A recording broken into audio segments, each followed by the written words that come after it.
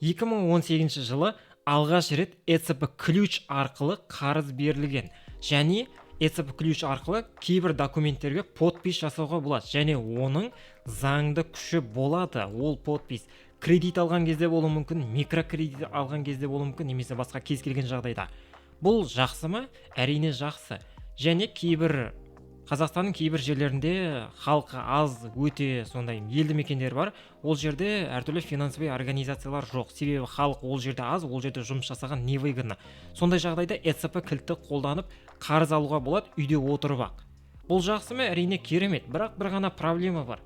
ECB кілтті ашқан кезде паролінің қандай қылып қоятынын біз көбіміз білеміз. Мүмкін сізге мына сөздер таныс шығар.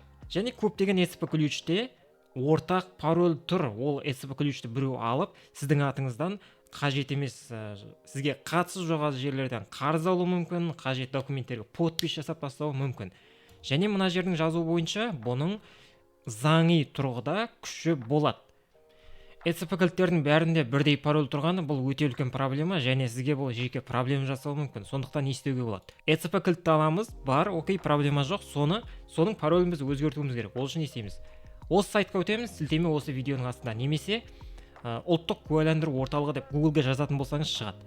Осыны ашамыз, және мына жерде сайтқа өтуіміз керек. Ол үшін кілтті сақтау орны деген жерге дербес компьютер деген таңдаймын, және мен өзімнің ключімді таңдаймын.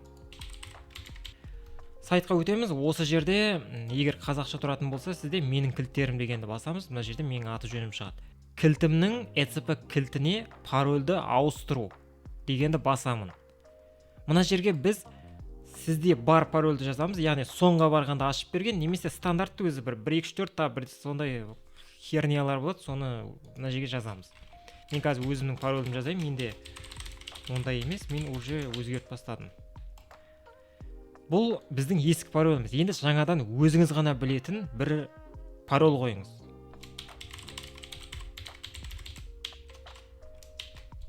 Өзгерту дегенді басамыз.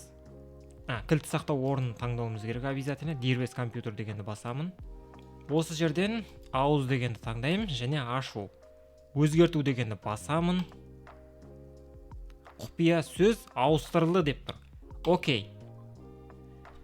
Енді біз бұны тексеріп көрейік. Дәл осы жаңағы қойған мен пароль өзгерді ме екен? Еговқа өтеміз. Жаңа ключ таңдаймын, және кірем. Парольді жазып көрейік. Міне, мен паролім сәтті өзгертілді. Енді біз бұны қауіпсіз түрде қолдана берсек болады. Және жаңа пароль сіз ешкімге айтпаңыз, оны сіздің өзіңіз ғана білуіңіз керек. Флешкада сақтайтын болсаңыз, флешкаға парольді жазып қоймаңыз ешқашан. Кейбіреулер папка ашады, папканың атын сол парольді қойып қояды, ол вообще дұрыс емес.